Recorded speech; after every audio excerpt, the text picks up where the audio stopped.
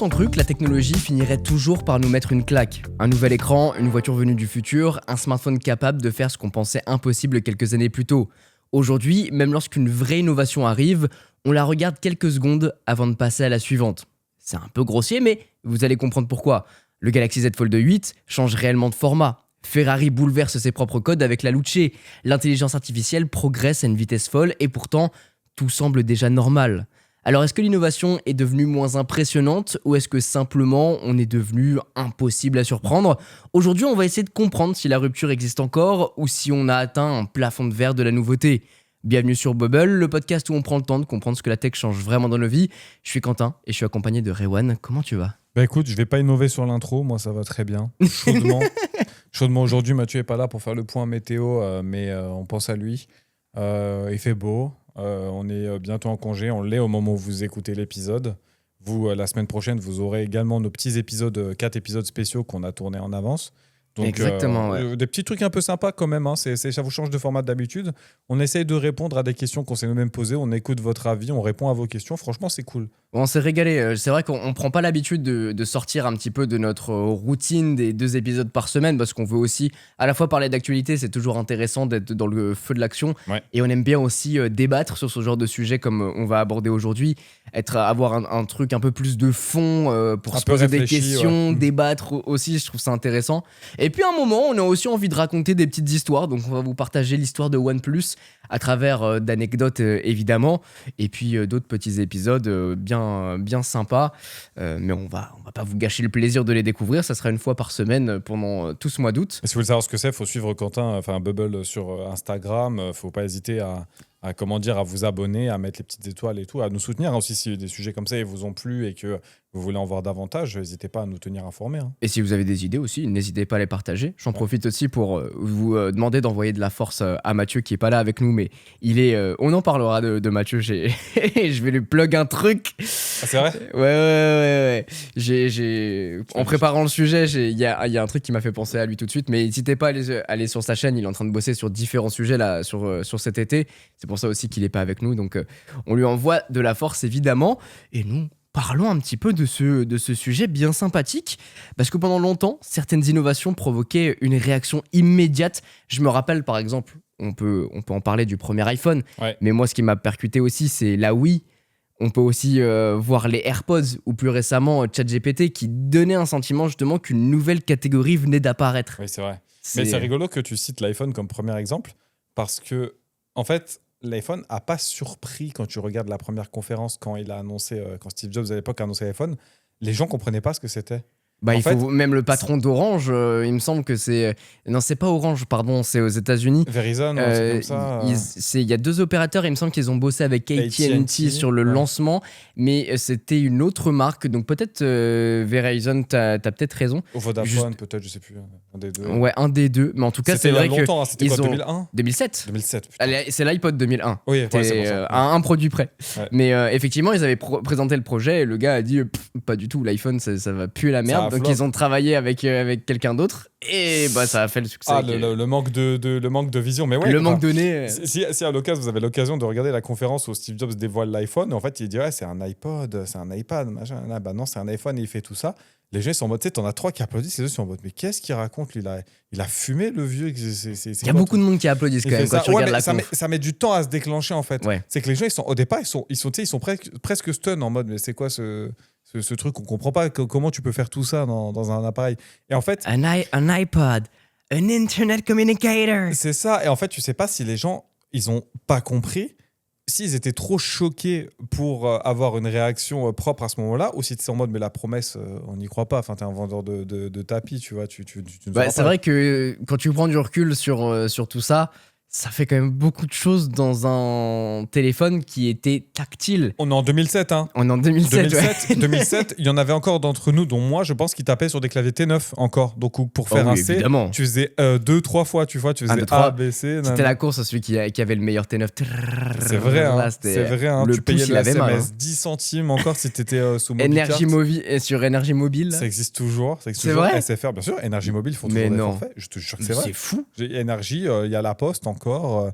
Ils utilisent les réseaux Orange et tout ça, mais tu peux encore avoir un forfait énergie mobile. Dingue. Et t'as une sonnerie aussi offerte. Comment il s'appelle le truc avec la taupe là, René Lataupe. René la taupe.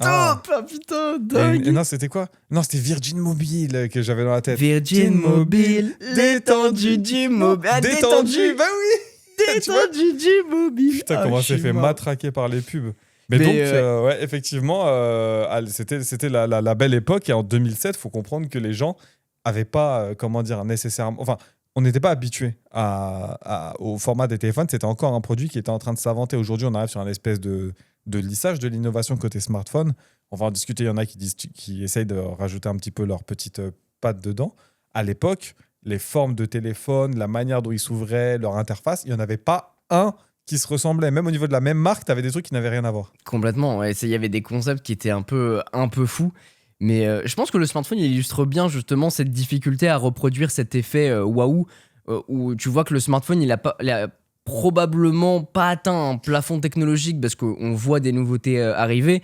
Il suffit de regarder le Galaxy Z Fold 8 qui a un véritable changement avec son format, un nouveau Ouais. pied à l'étrier. Mais pourtant, ça reste un écran qui se plie. Ouais. Le concept, si tu veux, reste le même si on va changer le format. Donc ça paraît moins spectaculaire qu'une nouvelle catégorie de produits à proprement parler. C'est ça, c'est pas vraiment une innovation dans le sens où la techno, elle est connue et comment dire, les gens commencent à s'y habituer, même si ça surprend encore beaucoup de monde et ça fait encore peur d'avoir un téléphone avec un écran qui se plie parce que nous, on est habitué aux trucs qui se pètent, aux trucs fragiles, etc. À raison, puisque les anciennes générations n'étaient pas forcément réputées pour leur résistance dans le temps. Mais on est quand même sur un truc qui vient s'affiner. Là où, à l'époque, comment dire, c'était la course à celui qui allait faire le produit le plus fou. C'était quoi? Toi, tu as un téléphone qui t'a marqué ou tu étais en mode, putain, celui-ci, je le veux absolument dans cette génération-là? Parce que moi, j'en avais un. Génération à l'époque. Ouais, à l'époque, ouais. Eh ben écoute, je l'ai eu de par l'opérateur. C'était un LG Ouais. et c'était un LG avec un petit stylet à l'intérieur. Non, je dis une connerie, c'est mon frère qui l'avait celui-là. Moi, j'en avais un qui avait que tu pouvais tourner avec un vrai bouton physique d'appareil photo. Que tu pouvais tourner, genre le truc qui se. Non, il se tourne. Enfin, tu l'orientes en mode paysage pour prendre des photos avec un vrai bouton qui se déclenche. C'était un LG à l'époque, j'ai plus la référence, mais il était tout noir, assez compact, etc. Où t'as vraiment un tout tactile dessus. Ok. Et c'est vrai que celui-là, il m'avait bien chauffé, mais je crois qu'avant ça, le téléphone justement qui me vient tout de suite en tête, c'était un Samsung en T9 également, Ok. que tu swipes vers le haut et les 4 touches qui entouraient le sorte de joystick, je sais pas comment on appelle ça, mais la croix Ouais. machin, Ouais. ils étaient haptiques. C'était un Samsung celui-ci? C'était un Samsung. Ah, ok, parce que Celui-là, moi, ça me faisait je penser au LG l'adorais. Chocolate. Où quand il était fermé, il était magnifique, il était noir et rouge. Et en fait, quand tu l'ouvrais, c'était pareil. C'était c'était tactile, mais tu sais, tu avais du retour haptique dessus, ça vibrait. Et il était tout noir avec les LED rétroéclairés rouges. Je le trouvais magnifique celui-ci. C'est vrai qu'il était très canon. Moi, j'avais à l'époque celui que je voulais. Alors, je sais pas si tu vas t'en souvenir, mais c'était le Nokia N95. Ça me dit rien. Il y avait un détail à la con. Il glissait vers le haut et ça révélait du coup le fameux clavier T9, etc. Mais tu pouvais le faire glisser vers le bas aussi. Et il y avait juste play, pause. Ah ouais, incroyable. Musique suivante, musique précédente. Et ces 5 touches-là, en fait, elles étaient au-dessus. Donc tu pouvais le plier dans les deux sens. Et il avait, pareil, une forme d'appareil photo un peu massif quand tu le prenais sur le côté. Il était épais, hein, je pense qu'il dépassait le centimètre en épaisseur. Donc c'était pas un téléphone fin à l'époque. Les téléphones fins, c'était pas sur ce genre de truc-là. Et pareil, c'était un quasiment tout tactile. Il avait un écran tactile et en fait, quand il était fermé sur lui-même, pas slidé, tu avais les touches du bas où tu avais pareil ta croix directionnelle et puis le bouton décrocher, raccrocher sur le côté. Je l'ai trouvé, c'est le E900, le Samsung E900. En vrai, il était assez Je vois classique. très bien, j'ai eu la génération d'avant de celui-ci. Mais t'as les touches qui sont haptiques sur les côtés pour décrocher, etc. Je le trouvais incroyable. C'était très sympa. Moi, j'en avais eu un comme ça, mais c'est le modèle précédent qui était beaucoup plus gros, beaucoup plus arrondi, qui n'était pas haptique, mais qui avait des grosses touches. L'anecdote, c'est que quand j'étais petit, je crois que j'avais mis un de mes pantalons à laver et je l'avais laissé dedans. Oh merde. Et je suis sorti, il fonctionnait Oh toujours. la défaite. Ah ouais. Impeccable. il C'est un sentait bon. Nokia 3310 en fait. Il sentait bon. Il sentait Il bon. sentait bon. La batterie, elle était sous pec J'ai citron. lavé mon téléphone, je te jure. Mais c'était à l'époque, Samsung, ils savaient faire des bangers, hein, des trucs Ouais. indestructibles. Hein. Mais tu sais quoi, ça me donne envie d'en trouver un, de le racheter. Ouais, juste, tu pour, vois. pour la nostalgie. Un peu comme la PSP que tu m'as refilé. Ouais, c'est vrai. Je la récupère de temps en temps, je suis en mode, bah, putain, C'est vrai, hein. incroyable. Mais le truc, c'est que maintenant, tu pourras pas vraiment, parce qu'en fait, avec la dépréciation du réseau 2G, ça ne fonctionnera juste pas. Ouais. Donc, il faudra en prendre un 3G au minimum. Et pour info, si tu es un fan de nostalgie, il y avait, je crois qu'on avait fait une actu il y a pas longtemps. Enfin, il y a pas longtemps, ça devait être il y a quand même un an et demi maintenant. Mais tu avais Nokia qui avait ressorti son 3310, tu te rappelles? Bien sûr. Où il avait fait. On l'a acheté 4G, à mon neveu. C'est vrai le Ah oui, c'est nouveau vrai, je crois qu'on en 3310. avait parlé. Où il est à moitié tactile, moitié T9. Tu peux quand même aller sur Internet. Bon, ça doit pas être très confortable, mais si tu veux un téléphone pour téléphoner, en vrai, ça fonctionnait. Bon, en tout cas, ce qui est sûr, pour revenir sur le pliable, il devrait progresser d'environ 20% en 2026, Ah ouais ce qui est assez énorme. 20%. Ça représente quand même une petite partie du marché, mais quand même, on sent qu'il y a davantage de curiosité qui transforme véritablement les usages du public. Bah après, il y a plus de Fold qui existent sur le marché, plus de marques qui le proposent. Ouais. Google, Samsung, Apple devraient arriver sur ce territoire. Des grosses marques, hein. Donc des très grosses marques, ce qui montre que bon, il y a quand même un certain engouement malgré le format qui avant pouvait sembler un petit peu pour les geekos, en mettant des grosses guillemets, mais en tout cas pour les ardus d'utilisateurs de smartphones. Là, c'est plus vraiment le cas. Ça commence à devenir un vrai smartphone dans le domaine du grand public. Et puis, on a passé les barrières, en fait. C'est-à-dire que, outre le geekos qui, comme moi, qui s'est habitué et qui est un power user et qui, comment dire, est prêt à mettre de côté les inconvénients que ça peut avoir, notamment avec le format, etc. Aujourd'hui, les barrières, ça va être compliqué d'en trouver, tu vois. Outre le fait qu'effectivement, il faut en avoir l'usage, mais là, on ne parle pas de barrières, comment dire, matérielles ou quoi. On est sur des téléphones qui sont tout aussi puissants, qui sont parfois moins épais, fermés que certains téléphones qui ne s'ouvrent pas. On est sur des produits qui ont quand même des bonnes specs techniques. Donc, en vrai, je vois pas aujourd'hui quelle est la raison, mis à part le fait que tu n'en as juste pas besoin, de pas avoir un smartphone qui se plie. Et surtout, à l'ère où en fait le smartphone fait de plus en plus de trucs. Aujourd'hui, ça peut Et on littéralement être consomme ton- surtout énormément de contenu. Mais en c'est là fait. où je vais en venir. Pas que consommer du contenu, mais je veux dire, aujourd'hui, tu as juste à avoir un écran Bluetooth et tu peux très bien bosser dans le train avec ton Galaxy C'est Fold. vrai. Je trouve ça un peu petit ouais. quand même. Mais C'est un peu petit, mais c'est faisable. c'est Moi, faisable. j'ai déjà fait des trucs en mode bureau à distance Windows où je bossais sur le téléphone ouvert. J'ai une petite coque avec mon petit stand que je mets derrière et le Bah, matin, même quand je regarde une vidéo en prenant mon petit déj, ça m'arrive de le regarder sur mon téléphone. Tu Il vois. suffit de voir un petit peu. Bon, vous aurez la vidéo bientôt de ce podcast. Mais en tout cas, ça fait presque, j'ai envie de dire, un an que t'as le Fold. Ouais. Et au début, en fait, comme nous, comme avec Mathieu, nous, on a une tablette pour suivre un petit peu nos notes et voir ce qu'on a envie de dire. Toi, t'avais aussi une petite tablette pour faire ça. Ouais. Et depuis que tu l'as, tu utilises juste le Fold. Juste, je l'ouvre. J'ai pas besoin de transporter davantage de choses. C'est-à-dire que moi, quand je bosse, effectivement, pour la prise de notes, c'est plus facile de le faire sur un ordi et tout. Mais quand j'arrive, moi, c'est synchronisé. Donc, j'ai juste à l'ouvrir, je récupère mes notes et puis voilà. La batterie, elle est plus que conséquente. Donc, je suis pas spécialement mal à l'aise à d'arriver avec ça. Mais franchement, en vrai, dans les innovations modernes du smartphone, je pense que le pliant, maintenant, ça commence quand même à se démocratiser. Mais je pense que c'est un des derniers trucs qu'on aura avant que le smartphone change littéralement de forme. Après, ce qui est frustrant dans le domaine du smartphone, et vous verrez, on va aborder d'autres sujets, mais c'est pour vous dégrossir un petit peu là où on veut vous emmener à travers ça. Plus un produit devient bon, plus il est difficile de rendre son amélioration impressionnante. C'est clair. Et du coup, on est passé d'une photo, on va dire médiocre, à une bonne photo. On a vu la transformation évidente devant nos yeux. Aujourd'hui, on est plutôt sur de l'innovation qu'on appelle incrémentale, ce qui veut dire que chaque année, on va avoir des petits twists qui vont arriver. L'exemple parfait, c'est les derniers iPhones, c'est les derniers Galaxy. Ou alors, dans le domaine de l'automobile, ça va être les Porsche 911 qui fondamentalement rajoutent des petites choses année après année. Mais tu sais reconnaître un Samsung Galaxy S26, tu sais reconnaître un iPhone, tu sais reconnaître une Porsche. L'exemple avec la 900, il est très bon parce que tu veux pas aliéner ton consommateur de base aussi. Celui C'est ça. qui vient chez toi pour consommer le même produit, il faut lui servir la même soupe. Donc si tu veux faire des changements, il faut que ce soit des changements qui soient suffisamment petits pour pas qu'ils se sentent complètement dépaysés. Et ça, c'est hyper important. C'est pour ça que Apple sort des MacBook Neo, que c'est pas dans la gamme officielle, qui sort des iPhone SE. C'est pour ça que Samsung a aussi sa gamme A, sa gamme Edge, enfin Edge qui avait disparu, mais enfin tous ces produits-là où tu vas les avoir, comment dire, où au-delà de simplement avoir une gamme de flagship, tu vas avoir de la continuité dans cette ligne de produits et que si tu veux innover, c'est innover pour améliorer le confort des utilisateurs qui l'achètent déjà et potentiellement faire transitionner ceux qui seraient susceptibles d'y aller. Bah écoute, la transition est toute trouvée, parce qu'aujourd'hui sur le smartphone, on sait que le paradoxe tient au fait que le rectangle qu'on a dans la main, il est devenu ennuyeux, mais en même temps, il fonctionne très bien. Ouais. Et parfois, l'innovation ressemble à une trahison. Et je vais prendre pour exemple ce qui a animé énormément de débats sur Internet ces derniers mois, la Ferrari Luce, qui constitue justement le meilleur exemple actuel, puisqu'il s'agit de la première Ferrari entièrement électrique, mais aussi d'une berline à 4 portes et 5 places, très éloignée de l'image traditionnelle de la sportive italienne. Son design intérieur a été développé avec Love From. On a pu parler un petit peu de tout ça dans un épisode dédié, vous allez voir sur le podcast en parlant de Ferrari. Dessin avec Johnny Ive. Donc ce studio exactement qui rejoint Johnny Ive et Mark Newson. L'intérieur abandonne justement cette logique dominante des écrans tactiles qu'on peut retrouver dans les voitures électriques avec des écrans géants pour remettre justement des commandes physiques à l'intérieur, des molettes. On retrouve le magnétino iconique de Ferrari, mais en même temps, une approche radicalement différente de ces véhicules.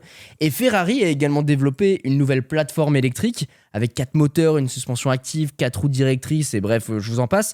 L'innovation concerne donc pas uniquement le moteur électrique. Ferrari essaie de recréer de l'interaction dans une architecture souvent jugée trop lisse. Pourtant, une partie du public, et une grande partie du public, a rejeté la voiture presque immédiatement. C'est fou. C'est fou. Moi, en fait, ça me met de travers. Tu sais pourquoi ? Alors, je n'aime pas spécialement les voitures électriques dans le domaine du sportif. Je vais reprendre cette phrase-là parce qu'on va me tirer dessus. Je n'aime pas les voitures électriques dans le domaine de l'émotion.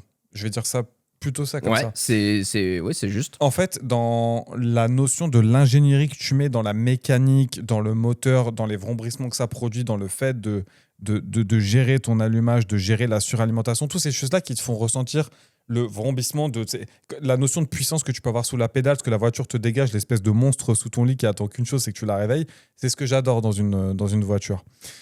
Pour autant, je ne chie pas sur l'électrique. Je pense que l'électrique, c'est une énergie d'avenir. Je pense que ça peut exister en parallèle du thermique, quoique nos bons hommes politiques veulent nous dire, et Madame Hidalgo a vouloir jeter toutes les voitures de Paris. On ne va pas rentrer sur ce terrain-là. Ce que je veux dire, c'est que fondamentalement, les marques leaders, surtout dans le domaine de l'automobile, elles ont un devoir d'innover.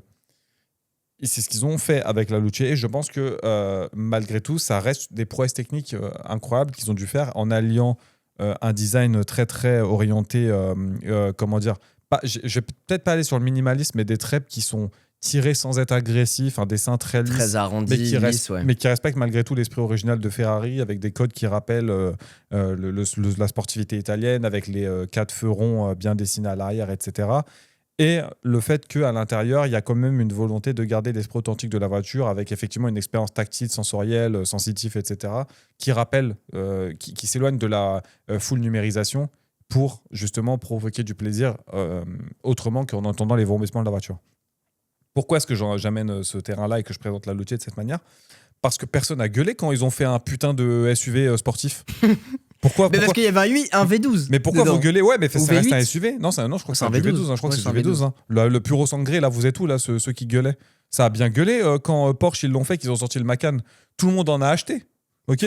Le Urus, c'est devenu le produit le plus vendu de chez Lamborghini. Ça a dépassé la Gallardo. Gallardo qui était une Lamborghini entrée de gamme. Et là, maintenant, il faut gueuler parce que Ferrari font une voiture électrique.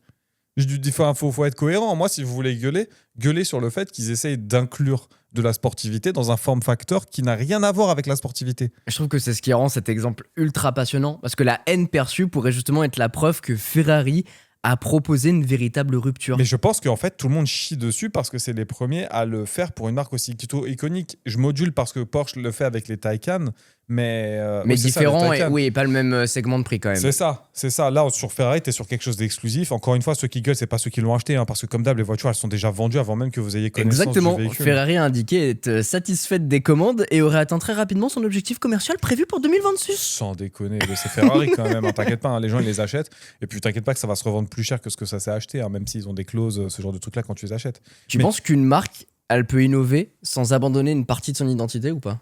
Je pense que... Bah en fait, oui, parce que ça rejoint un peu ce que je disais sur les smartphones, c'est-à-dire que identité et innovation, pour moi, c'est pas des choses qui sont mutuellement exclusives, en fait. C'est pas parce que tu crées un produit qui est bon, qui a du caractère et qui reflète l'identité de ta marque que tu vas abandonner. Regarde Apple. Apple, quand tu regardes l'iPhone de l'époque et l'iPhone de maintenant, où tu as quasiment 10 ans, 20 ans d'existence entre les deux, on est en 2026, le premier iPhone, il est sorti en 2027. Franchement, tant mieux, 2007, qu'est-ce que je raconte? En vrai, tu regardes un iPhone de l'époque, un iPhone de maintenant, tu reconnais que c'est un iPhone. Tu les mets les uns à côté des autres. Au niveau du form factor, ça a grandi, ça a perdu certains aspects, notamment le bouton Home qui n'existe plus, mais qui était une évolution nécessaire pour améliorer l'expérience sensitive et améliorer la prise en main avec l'écran plus grand et l'expérience, etc. Ça reste un iPhone, les boutons volume sont au même endroit, le chargeur est au même endroit, l'appareil photo est globalement au même endroit. Et les produits Apple, depuis l'Apple récent, on va dire, hein, depuis l'Apple post-2000, ça a toujours été l'Apple qu'on connaît. Et je trouve qu'il y a un exemple qu'on peut facilement comparer à la Lucci, justement, dans ce domaine de rupture initialement critiquée. Il y avait les AirPods. Ouais. Les premiers AirPods qui sont, avant de devenir cette silhouette que tout le monde adopte, Et que tout le monde copie. Et que tout le monde copie, c'était les énormes cotons-tiges que t'as dans les oreilles, Ouais. et que tu te faisais insulter en disant t'as ton énorme truc avant que ça devienne une norme et même un effet de mode, comme on voit aujourd'hui les écouteurs sans fil revenir auprès des stars. Les écouteurs filaires. Ouais, filaires, pardon. Filaires. Ouais, c'est les filaires. C'est les filaires qui reviennent. T'as même Apple qui en refait, hein. Ils ont refait les formats de l'époque en ils les vendent toujours. Ouais. T'as l'abandon du clavier physique sur les smartphones. Ça a été un énorme truc. Hein. Ouais. Moi, on parlait du premier iPhone tout à l'heure et justement le débat que ça a animé. Personne n'y croyait à cette interface tactile au doigt sensitif. Personne n'y croyait. Il y a eu la disparition progressive des boutons dans les voitures pour au final avoir des habitacles complètement minimalistes qu'on est en train de vivre aujourd'hui et qui est adopté par de plus en plus. Bon, sauf Ferrari qui essaye de prendre le contre-pied de ça. Et puis par exemple, le Cybertruck, dont le design a parfois éclipsé certaines...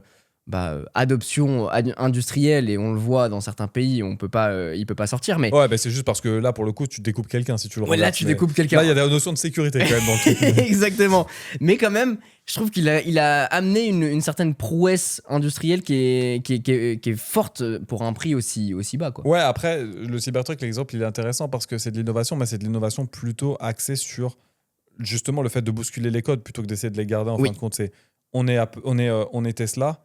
Nous, on fait des trucs différents. Vous croyez pas à l'électrique avant, et en fait, Tesla a loin d'avoir été précurseur sur l'électrique. Pour autant, ça a été les premiers à le proposer à des tarifs aussi intéressants et à proposer tout l'écosystème qu'il y a autour. En fait, c'était la première alternative viable au thermique, malgré le fait que c'est eux qui ont développé pas mal de choses et qui sont partis de relativement loin. Hein. Le fait à l'époque, avoir un réseau de charge, c'était compliqué. L'écosystème, le fait de développer quelque chose pour une marque automobile qui n'existe quasiment pas, parce que combien ils ont Apple maintenant, pas Apple, putain pourquoi je dis Apple à chaque fois, Tesla, ils ont quoi, 15 ans aujourd'hui, quelque chose comme ça, peut-être 20. Je crois que c'est 2011, non, le lancement officiel de si c'est Tesla. 2011, c'est 15 ans, et 15 ans avant qu'Elon Musk rejoigne, je crois qu'il a rejoint un an plus tard, où ils ont fait leur première voiture. Je pense que c'est 2011 le lancement de leur première voiture. Ah, donc de la Roadster. C'est 2003 et la Roadster c'est en 2008. Ouais, donc 2008, donc on a un peu plus de 15 ans, on est à 18 à peu près, un truc comme ça. Donc ce qui fait que la Tesla Roadster, qui était pour rappel un véhicule dont la conception était quand même bien Tesla côté moteur, batterie notamment sur le truc, mais dont le châssis était récupéré de Lotus. C'était un châssis de Lotus Elise. Lotus Elise. Donc ils partaient quand même de loin, et derrière ils ont su innover, ils ont su croire en leur marché, mettre peut-être leurs pièces aux bons endroits, notamment avec Elon Musk, même si ça m'arrache la gueule de le dire, il est bon. Je pense qu'aujourd'hui le débat va plutôt être on a un segment, on a récupéré quelque chose, on a notre base. Derrière, on est Apple, on continue d'essayer d'innover. Nous, aujourd'hui, l'exemple que j'aurais avec Tesla, encore une fois, pas Apple, c'est le Cybertruck. Pas le Cybertruck, pardon, le camion. Comment il s'appelle leur poids lourd, là, j'ai oublié le truc. J'ai le Cybercab qui vient tout de suite en tête, mais c'est pas ça, c'est juste le truck. Bah, c'est pas le Tesla Truck, non, c'est pas juste Tesla Truck. Ouais, je pense que c'est ça. Hein. Le Tesla Truck, bah en fait, Ça, pour le coup, j'y crois pas parce qu'à l'heure actuelle, avec les technos des batteries, c'est pas possible de faire rouler des poids lourds qui transportent Et du ben, poids. tu sais quoi, ils l'ont fait rouler. Enfin, ils sont en collaboration avec DHL. Il y a déjà des trucks qui tournent aux États-Unis. Et apparemment, il y a aucun problème. C'est le semi-truck. Les semi-trucks, ok. Et apparemment, il y a aucun problème avec. En fait, pour des petits trajets au sein d'une ville et tout, pourquoi pas pour les trajets à travers le pays, à travers d'autres pays, etc. Je sais pas comment tu peux te dépasser du diesel avec les technos d'aujourd'hui. Peut-être que demain, ils trouveront une batterie révolutionnaire au silicium carbone ou un truc comme ça, qui sera plus légère et qui emmagasinera beaucoup plus de puissance. Aujourd'hui, c'est dur de se remplacer parce qu'encore une fois, c'est pas le même usage. C'est pour ça que je disais que ça peut vivre à côté d'avoir de l'électrique et du thermique. Mais là, tout ça pour dire que eux, ils sont dans une démarche où on a innové, on a une base, on a du revenu, on est rentable. Derrière, il faut qu'on continue à non seulement innover, mais à aussi choquer pour garder l'image de marque, pour garder la valorisation aussi. Hein, il y a un peu de ça derrière. Là où, en fait, Ferrari, eux, entre guillemets, la valorisation, tout ça, ils s'en foutent un petit peu. Ce qu'ils veulent, c'est que la marque continue d'exister parce que c'est Ferrari. Parce que c'est l'esprit de la sportivité, du luxe italien, et que c'est ceux qui sont sur le toit du monde, sur le véhicule de sport italien et qui a la classe, quoi. C'est marrant parce que à l'heure où on se parle, la Ferrari Luce a uniquement été introduite côté design. Il y a quelques vidéos qui commencent à peine à sortir sur les premiers essais routiers, sur circuit, en tout cas pour démontrer la puissance et ce qui se passe réellement. Ce qui montre surtout que c'est l'apparence des produits qui joue un rôle clé, et c'est pour ça aussi que beaucoup d'innovation ces derniers temps est carrément devenue invisible.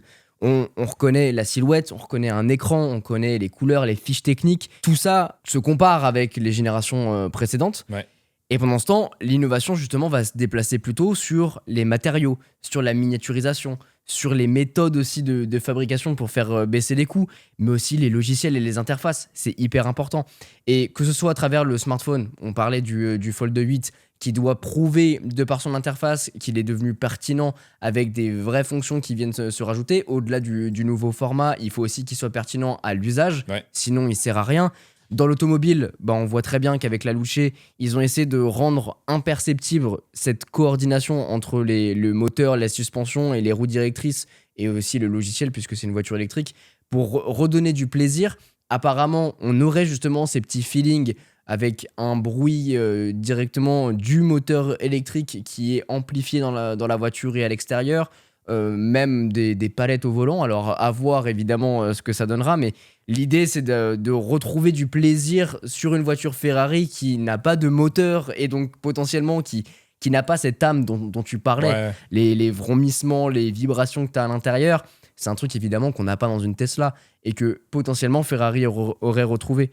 Mais c'est vrai qu'on voit une certaine similitude dans ce parcours où en fait, plus on avance dans les années, plus c'est compliqué d'innover, on atteint cette espèce de plafond de verre et en fait, les innovations passent par des choses qu'on voit pas forcément. Mais tu sais, ça, pour moi, cette partie-là, c'est un peu la faute du consommateur qui veut se faire un avis sur tout. En fait, le problème, c'est que à force de faire ça, on juge très vite juste en voyant quelques images et sans tester, quoi. Ouais, et puis même en se renseignant sur l'entièreté des infos, tu vois, je pense que les 3/4 des gens qui ont vu la Ferrari Race ont fait un avis, ils savent même pas qui c'est Johnny Ive, ils savent même pas que même s'ils ont vu le nom du designer, ils se disent pas, ils connaissent pas le pedigree du mec, tu vois.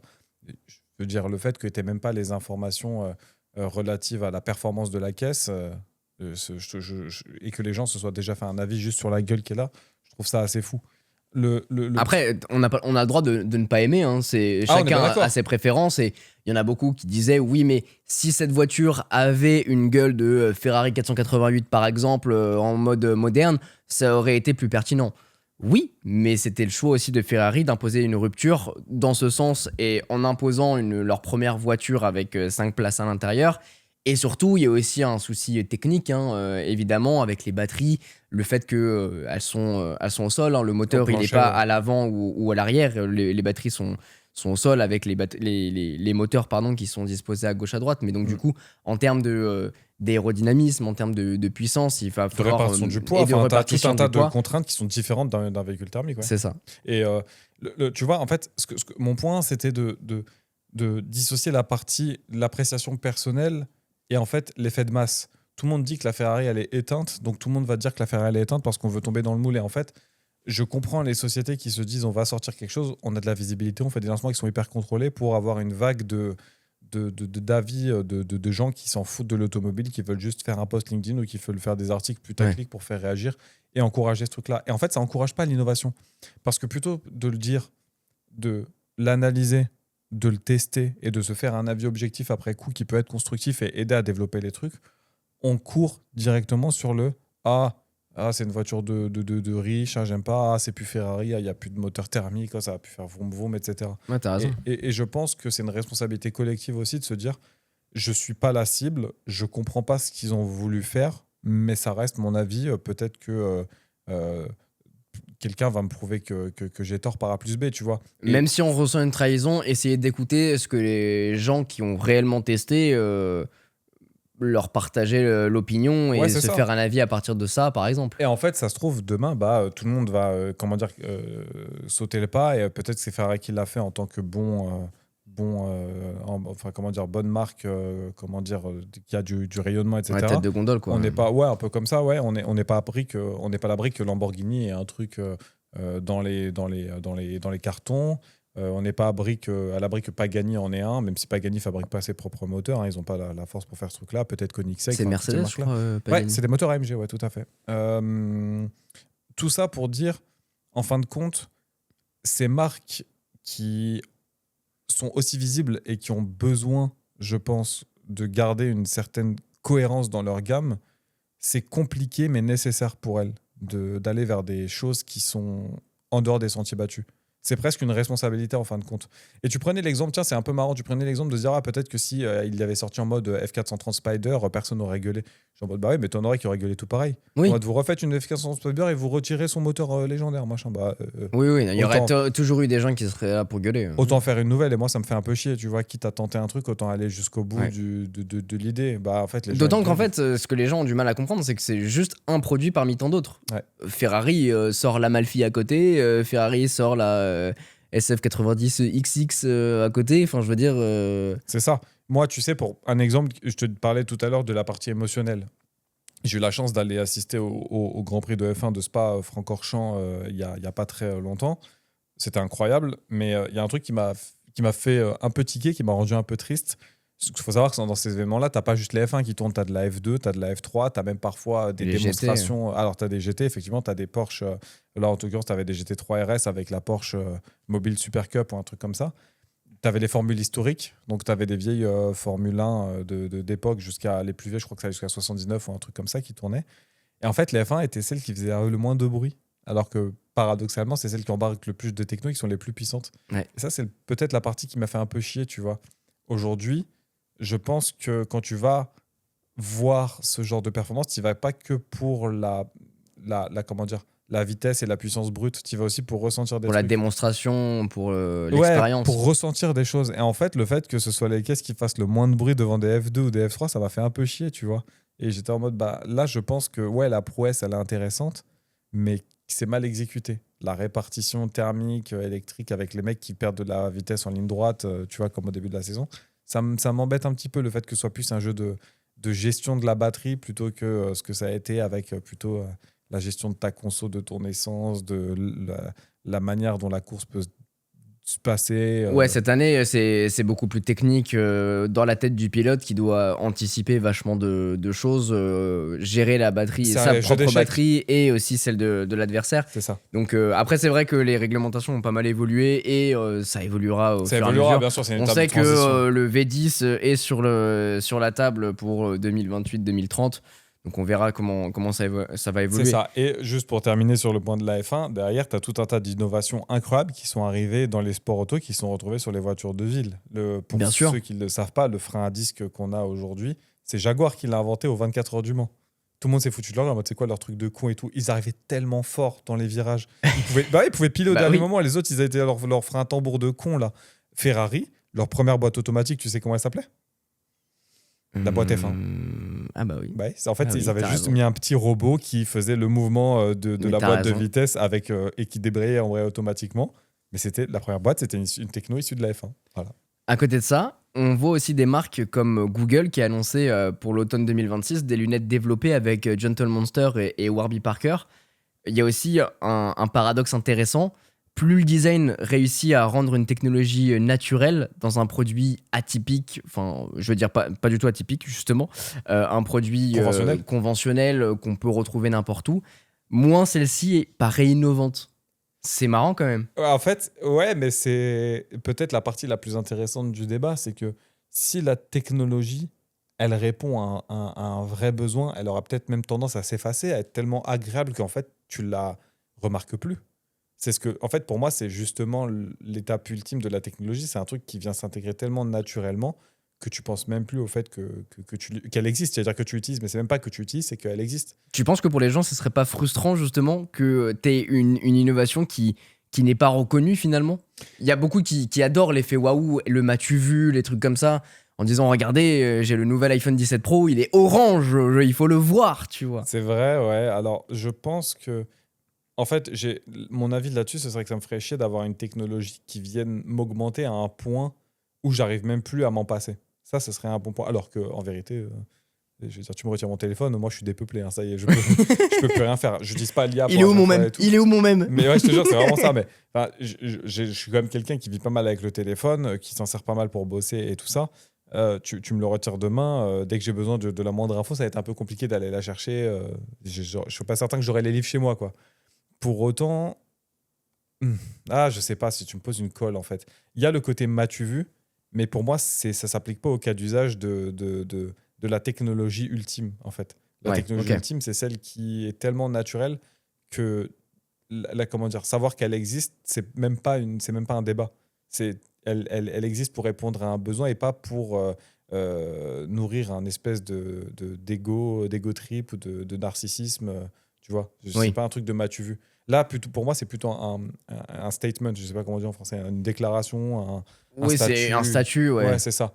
D'avoir le dernier iPhone, de le montrer, d'avoir un laboubou accroché au sac, ce genre de truc, tu vois. Ouais, il y a le côté m'as-tu vu et en même temps, c'est vrai que je suis assez d'accord. L'innovation reste aussi fait partie du process. Donc oui, elle a un enrobage, mais c'est pas l'enrobage qui a été créé pour ces fins-là. C'est les gens qui finalement récupèrent le produit pour en faire ce qui. Ça rejoint ton propos d'avant, c'est-à-dire que en fait, ce que tu remarques en premier lieu, c'est pas les fonctionnalités du produit, c'est la gueule qu'il a. Donc c'est ça. En fait, je pourrais te mettre le meilleur gâteau du monde devant ta tête, s'il est pas beau et qu'il te donne pas envie de le manger, bah tu vas peut-être jamais l'acheter, tu vas peut-être jamais le goûter même, tu vois.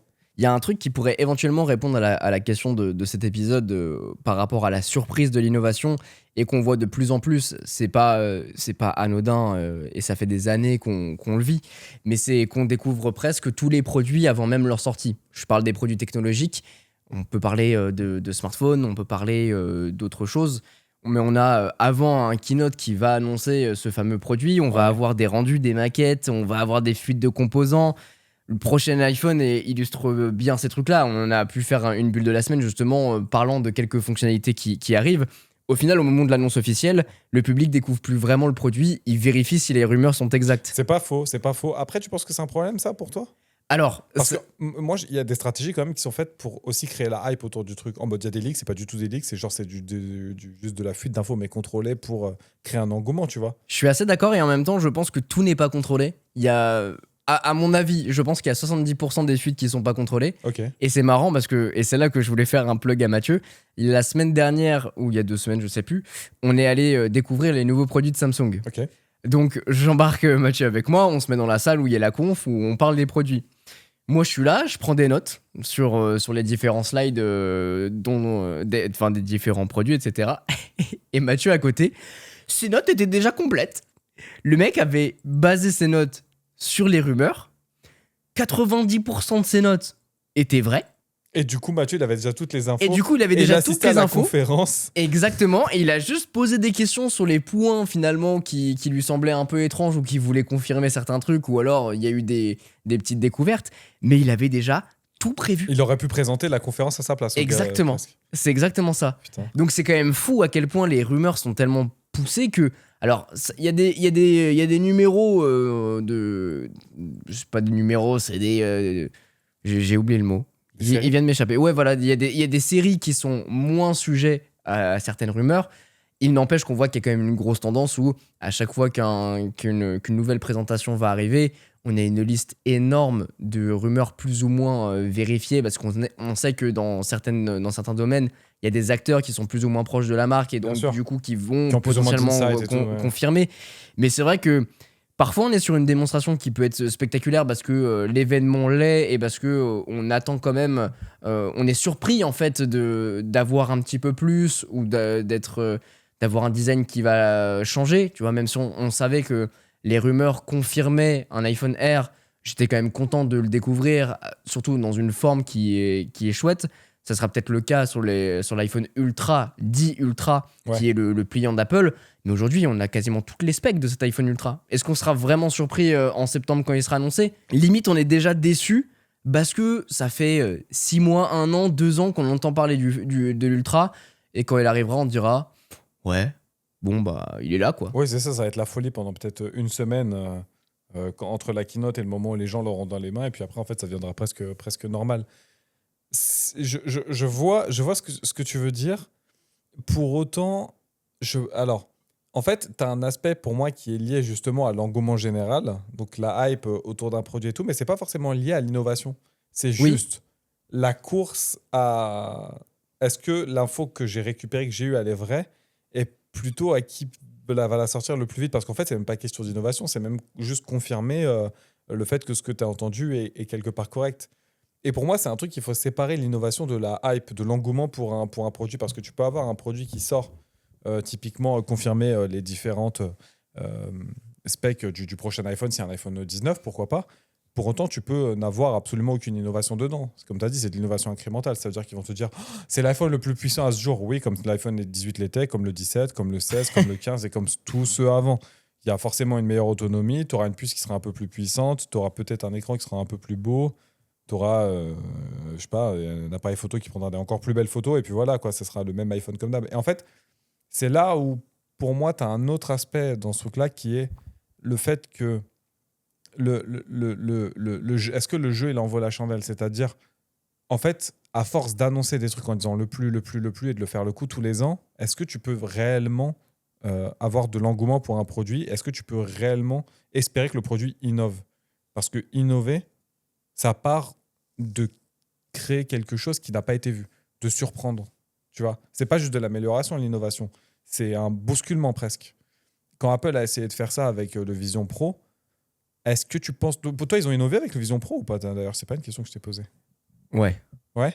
En fait, À quel niveau, du coup? Quelle est la partie qu'ils ont fait mieux que les autres? en termes de technologie, le fait de pouvoir tout gérer avec son regard et avec les doigts, ça, c'est monstrueux à partir du moment où on l'a pas testé, on peut pas comprendre.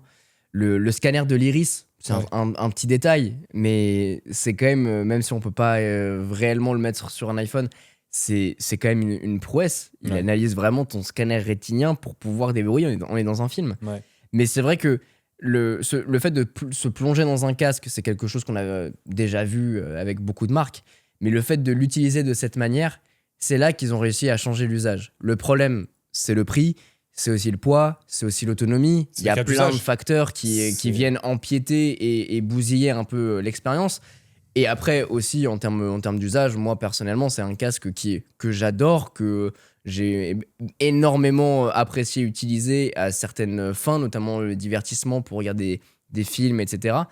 Maintenant, c'est pas un produit que je vois instauré dans mon quotidien. Donc Ouais. mettre 4000 € là-dedans, j'en vois pas l'usage. Ouais. Mais il n'empêche que on le voit à travers des vidéos, on se dit ok, est-ce que ça peut être pertinent?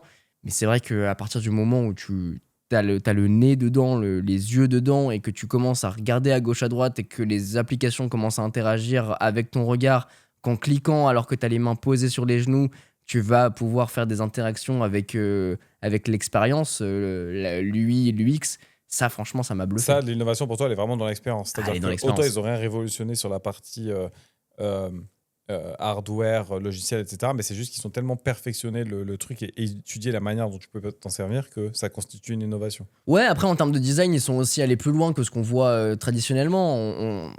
Généralement, quand on parle des casques chez Meta ou alors Pimax ou des choses comme ça, dommage que Mathieu soit pas là pour en parler, mais Ah là, on l'aura c'est- perdu, là, je pense. c'est plutôt des designs qui sont en plastique. Apple arrive avec un produit en aluminium, avec du verre, un Ouais, écran sur la façade mais c'est qui pas de retransmet des l'innovation. émotions. C'est pas de l'innovation, mais dans un sens, oui, parce qu'ils vont apporter leur propre touche sur un produit, apporter du. Leur patte, en fait, c'est leur Ouais, c'est identité. du craftsmanship, tu vois. Ouais, C'est pas de l'artisanal, mais Oui. c'est un produit qui est bien fait, sauce Apple, comme d'autres auraient pu le faire. Mais c'est de l'ingénierie que tu vois pas traditionnellement. Et en ça, ils ont innové la catégorie, pas forcément l'usage, en tout cas en termes de design, Ouais. puisqu'on garde exactement la même expérience, malgré qu'il soit bardé de capteurs, nous permettant justement de faire ces interactions avec les gestes. Ouais, tu vois, là, pour moi, je suis à moitié d'accord dans le sens où le fait de vouloir, comment dire, de respecter l'identité de la marque en intégrant des matériaux nobles comme l'alu, etc., dans le produit, pour moi, ça ne constitue pas de l'innovation. Peut-être que le processus de fabrication est innovant. La manière dont tu utilises le casque constitue une innovation, puisque c'est une manière de consommer le casque et d'interagir avec lui d'une manière que aucun partenaire n'a pu faire à l'heure actuelle, aucun fabricant n'a pu Aucune faire, marque, ouais. aucune marque. Par contre, pour moi, les innovations, un exemple que j'ai, je vais revenir sur Tesla, mais c'est le FSD, la conduite autonome. Là, pour le coup, tout le monde disait, mais c'est pas possible, machin et tout. Et en fait, à force d'y aller, à force de créer des systèmes qui puissent récupérer de la donnée et leur donner suffisamment d'infos pour créer la conduite, avoir les cas d'usage, d'analyse, etc., ils ont réussi à faire pour moi une vraie prouesse. Je comprends pas qu'ils aient viré le lidar sur les Tesla de dernière génération. Bref, c'est pas mon truc. Je trouve que c'est une super technologie qui répond à des cas d'usage que les caméras ne peuvent pas répondre techniquement. Mais bref, je trouve que ça, c'est de l'innovation, tu vois. C'est pas simplement de se dire on fait une voiture qui est électrique et qui est simple à consommer, qui a une belle interface, etc. Mais regardez, on peut faire ça aujourd'hui avec. Vous pouvez laisser la voiture conduire. Alors ouais, peut-être qu'elle peut vous faire une petite danse sympa, allumer les feux et tout, c'est cool, c'est du gadget. Par contre, il y a des vraies solutions qui sont réfléchies pour répondre à des problèmes que personne n'a osé adresser jusqu'à maintenant, alors que tout le monde savait que c'était là vers où on allait. Parce que la voiture autonome, ça fait depuis je sais pas combien de temps qu'on en parle, même Apple a essayé. Il y a un dernier point, je pense, qui est important pour répondre à ce sujet, c'est qu'une innovation, elle peut nous surprendre pendant quelques jours, mais avant de devenir un nouveau minimum acceptable, j'ai envie de dire, on est content de l'avoir. Ça m'est déjà d'ailleurs arrivé où t'es hypé par le produit, t'es hypé par une vidéo de sortie, t'es hypé par des fonctionnalités d'une intelligence artificielle, et à partir du moment où tu mets la main dessus, tu réussis enfin de l'avoir. Ouais, ok, c'est comme ça. Et Et du coup, t'es un peu déçu. ça devient un peu frustrant parce que je pense qu'on est. Et c'est de notre faute à nous, utilisateurs. Alors, moi, d'autant plus parce que je travaille dans ce domaine tech et Ouais. donc, du coup, je suis sujet à utiliser tout plein de techno. Mais on s'habitue vachement rapidement, je trouve, aux innovations. Alors, ouais, mais pour moi, en fait, on en a parlé un petit peu tout à l'heure. On parlait du fait que la meilleure innovation, c'est celle qui, en fait, enfin, la meilleure technologie, c'est celle qui s'intègre naturellement. C'est celle que tu fais même plus attention. Genre le Face ID, par Genre exemple. le Face ID. Le Face ID, tu penses même plus aujourd'hui si tu t'en débarrasses. Pourtant, tu te dis, oh putain, la flemme, il faut que je trouve le lecteur d'empreinte ou alors faut que je tape mon code. Déjà, tu as le seum quand ils te le proposent parce qu'ils te le proposent à échéance régulière, hein, c'est normal. C'est clair. Par contre, le fait de recevoir le truc et de te dire, ah, en fait, j'avais de l'attente pour ce truc-là et qu'en fait, tu te rends compte que c'est pas si ouf, pour moi, c'est de la déception, tu vois. C'est qu'il y a eu un échec quelque part, c'est que on t'a trop bien vendu le truc pour ce que c'était en fin de compte, ou c'est peut-être que ça répond juste pas à tes cas d'usage. Mais là, on tombe dans un autre biais, tu vois. Peut-être qui est lié aussi à la hype, avec le fait que tu attends un truc Ouais, je suis tellement, assez d'accord. tu as tellement renseigné qu'en fait, quand tu mets la main dessus, tu es en mode, bah ouais, bah en fait, je sais déjà tout ce qu'il fait, donc c'est cool, je l'ai, mais en fin de compte, je suis un peu déçu. Aujourd'hui, les possesseurs de Tesla, quand ils montent dans leur Tesla qui est en train de charger dans leur garage et qu'elle est déjà à la bonne température parce qu'elle sait à quelle heure tu te lèves et qu'elle a déjà Quel tout chauffé, bonheur. tout ça, machin, tu fais plus l'effort actif de te dire, ah putain, regarde, tu rentres dans le truc, il fait chaud et tout, Oui. c'est nickel. Moi, quand j'ai mon Fold... Et pour autant, oui, mais pour autant, tu kiffes à chaque fois cette fonctionnalité. Ouais, mais tu n'y penses T'es- pas activement. Tu T'y rentres penses dedans et t'es en pas, mode, ah, il fait bon. mais t'es quand même content. T'es plus déçu en disant oui, bon, bah, c'est juste ça. Ouais, mais en fait, c'est le fait. Ouais, mais c'est le fait que aussi tu te sois habitué à la fonctionnalité. Moi, Oui. je peux l'apprécier si demain C'est rentré je dans ton passe quotidien. dessus. Voilà, c'est tellement ancré dans le quotidien que tu fais plus gaffe. C'est parce que tu la connais. En fait, là, c'est peut-être même l'action de te le retirer qui va t'embêter. Oui. Je sais pas si tu vois, c'est Bien la sûr, démarche. ouais. Là aussi, demain, je te dis, tiens, Tesla, ils vont mettre des panneaux solaires sur leur toit. Tu vas te dire, ah cool, je vais pouvoir recharger ma voiture et tout. Et en fait, tu te rends compte que parmi les bons jours, tu gagnes 2% ou 3% de batterie. Ouais. Tu es en mode, Ouais, dans l'idée, je comprends. Dans l'exécution, ça fait un peu chier parce que c'est comme s'il n'y en avait pas, quoi. J'en avais parlé à Ford de ça il y a quelques années. Ils m'ont dit ça coûte tellement cher et le rendement est tellement pathétique que pour l'instant, tant que la techno n'est pas à jour. Je crois qu'il y Ça vaut pas avait le coup, quoi. la seule voiture que je connais qui le faisait un peu correctement, c'était la Volkswagen Phaeton. Et en fait, ça pouvait même. Alors en vrai, c'était un peu sympa parce que tu pouvais faire tourner la clim dessus. Donc Ah ouais. elle pouvait refroidir. Genre en été, quand il faisait bien beau, tu pouvais faire tourner la clim comme ça. Quand tu rentrais dedans, il faisait encore relativement frais. Donc c'était sympa. Mais tout ça pour dire que tu as le biais de l'innovation. Pour moi, hein, tu me diras ce que tu en penses, mais qui est tellement bien que tout le monde va copier qu'en fin de compte, une bonne innovation deviendra un standard. C'est-à-dire quelque chose que limite qui sera peut-être même un prérequis pour faire cette techno par la suite. Ou alors qu'elle va peut-être tomber dans les trucs qui sont peut-être trop jeunes, qui seront améliorés et repris un petit peu autrement par une autre marque et qui fera une percée plus tard. Ou juste dans les choses qui étaient juste pas... qui répondaient pas au cas d'usage général et qui tombera dans l'oubli comme a pu l'être certains anciens produits. Tu vois. Et Ouais. peut-être, moi j'ai un contre-exemple là-dessus. J'ai l'impression qu'aujourd'hui, l'innovation, elle fait retour arrière. Moi, les trucs que je trouve les plus innovants, c'est ceux qui récupèrent des choses qu'on a perdues. Je vais faire un petit écart encore, mais il n'y a pas longtemps, il y a eu les frameworks 13 Pro qui sont sortis. Ils font quasiment tout bien, en fait. C'est des produits qui maintenant essayent de rivaliser avec Apple sur les MacBook Pro, etc., qui sont très performants. Ils sont quand même des produits chers, on va pas se mentir. Après, comparé à un MacBook Pro, c'est globalement dans les mêmes gammes de prix. C'est peut-être un peu moins cher, mais on est en pleine crise des composants. C'est des trucs qui prennent du Unix, etc. Mais c'est des produits qui sont très bien finis, qui sont très beaux. Je pense que toi, tu les as vus. Tu te Ouais, dis, ils ah, sont putain, vraiment beaux. vraiment très quali. On est sur de l'aluminium CNC. C'est quand même des trucs qui sont très agréables à Ah, regarder. ça ressemble au et à dernier utiliser. Windows, comment ça s'appelle enfin, Microsoft Surface Pro, je crois que c'est ça, et les MacBook Pro. Ouais, c'est C'est ça. vraiment très très quali. C'est sur Surface Laptop, Surface Pro, etc. C'est Tout en très, étant modulaire. C'est ça qui est quali, dingue. tout en étant modulaire et tout en étant réparable. C'est-à-dire qu'en fait, tout le monde leur disait qu'ils n'y arriveraient pas. Ils ont réussi à faire des choses rétrocompatibles. C'est-à-dire que moi qui ai un framework, je peux très bien acheter le nouveau châssis et mettre mon ancienne carte mère dedans, ce qui est fou. Je peux faire l'inverse. Je peux mettre mes anciens composants dans un nouveau châssis ou mettre les nouveaux composants du coup dans l'ancien châssis. Je peux acheter juste une partie des produits pour améliorer certains aspects, mettre la nouvelle batterie, mettre la nouvelle carte mère, etc. Et en fait, l'innovation, elle est là. C'est le fait d'avoir réussi la prouesse de combler la problématique de la réparabilité et de la modularité, de l'évolutivité, en gardant un produit qui est beau et qui est facile à utiliser. Tu Ouais, vois je te Et j'ai je te rejoins pas mal là-dessus. Ouais. le nombre d'appareils que toi aujourd'hui tu peux avoir où tu te dis putain le jour il va péter, ce truc là il est irréparable mais il a été conçu pour être irréparable. Je trouve qu'il y a un côté aussi innovant à se dire je fais les choses mais en pensant différemment, pas forcément à la surconsommation mais en allant vers des choses qui sont peut-être plus douces, plus pas forcément plus réparables mais qui sont moins centrées sur la consommation plutôt que sur la rentabilité à court terme. On peut aussi distinguer deux choses. La surprise de l'innovation. La surprise, pour moi, ça correspond vraiment au moment où quelque chose semble nouveau. Ouais. Donc, de ça, on peut se lasser assez rapidement. De l'innovation qui se mesure davantage à ce que cette nouveauté modifie durablement. Tu parlais du FSD, par exemple. C'est un bon exemple. C'est un truc qui perdure dans le temps. Le fait de pouvoir avoir sa voiture connectée, malgré qu'elle soit électrique, mais en tout cas, avoir sa température bien réglée, ça, c'est quelque chose, c'est une innovation que même si tu te rends plus compte parce que c'est vraiment ancré dans ton quotidien, ça l'est tellement durablement que c'est installé. Alors qu'une nouveauté qui est là, juste histoire de dire bon bah trop cool, trop bien, je l'ai, ça fait l'effet waouh pendant 6 mois et après, une fois que la hype est passée, on n'en veut plus. Ça a beau être spectaculaire, si c'est pas réellement innovant, c'est pas forcément intéressant. Et à l'inverse, une évolution presque invisible peut transformer profondément une industrie. On le voit avec tout le module basé dans le bump de l'iPhone Air. Tout l'iPhone est concentré là-dedans.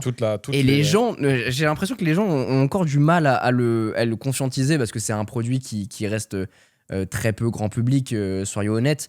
Mais le fait qu'ils aient réussi cette prouesse technique qui est complètement invisible, le fait que, si on reprend l'exemple d'Apple, réussit à challenger le monde des composants en imposant son processeur Apple Silicon.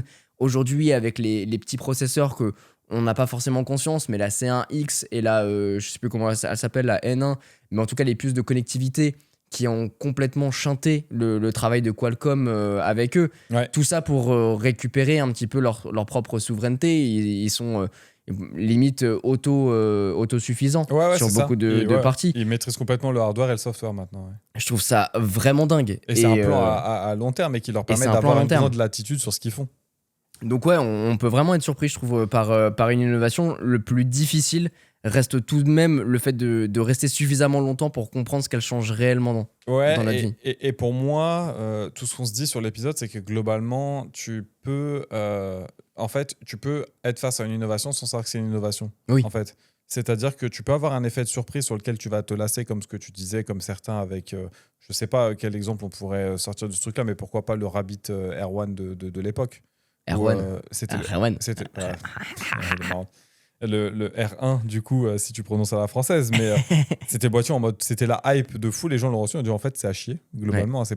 C'est pas que, et la prouesse, comment dire, l'idée était pas mauvaise, mais c'était juste que c'était très limité, c'était cher, et pour ce que ça proposait, je pense que tu le sors maintenant avec les modèles qui ont évolué et tout, ça pourrait être un peu... Ça pourrait être plus pertinent. Tu vois, ça serait un plot amélioré, ça pourrait être vraiment un assistant. La preuve, c'est qu'aujourd'hui, c'est ce que OpenAI essaie de faire de leur côté avec justement une gamme de produits qui t'accompagneraient un peu partout. Pour et le studio Love From dont on a parlé avec Johnny Ive et la Ferrari Luce. Ouais. Tout à fait. Bon, en tout cas, voilà. On a essayé de voir si ce plafond de verre de l'innovation peut être pété ou pas. On vous attend évidemment en commentaire et sur Instagram, dans nos DM, pour pouvoir répondre à cette question. Et de manière plus ouverte, n'hésitez pas à utiliser la bulle vocale si vous voulez interagir avec nous sur ce sujet. On serait super contents. Et puis, j'en profite pour vous demander si vous voulez bien vous abonner, c'est avec plaisir, parce que Bubble, c'est plusieurs fois par semaine. Là, pour cet été et pour le mois d'août, ça sera un épisode par semaine. Et dès la rentrée, on réattaquera avec nos 2 épisodes par semaine, traditionnels, évidemment. J'en profite, parce qu'on est, comme on vous l'a annoncé au début de cet épisode, et si vous êtes là, déjà, merci beaucoup. Et nous, on va se faire une petite pause, un petit break pendant cet été qui va nous permettre de souffler un petit peu, avoir d'autres idées aussi, d'autres thèmes à aborder dans ce podcast. On a essayé cette année de voir un peu plus grand. Alors on parle là pour l'instant, c'est pas une sorte d'année scolaire, mais nous, une saison dure de janvier à décembre, donc la saison n'est pas terminée évidemment, on n'est qu'à la moitié. Mais et surtout que ça ne bouscule pas votre emploi du temps à vous très légèrement. Il y a les 4 épisodes qui sortent cet été, c'est pas parce qu'on est en vacances qu'on vous a laissé, on vous l'a déjà dit. Venez nous écouter, continuez. Ça sortira tous les jeudis. Tous les jeudis à 6h du matin. Donc si pendant les vacances ou ceux qui sont au travail, vous levez tôt, vous aurez votre épisode de la semaine, ne vous inquiétez pas. Nous, on va prendre un petit peu de vacances, comme je disais, et on se retrouve tout frais à la rentrée. Merci beaucoup et à très vite pour un prochain épisode. Ciao, prenez soin de vous.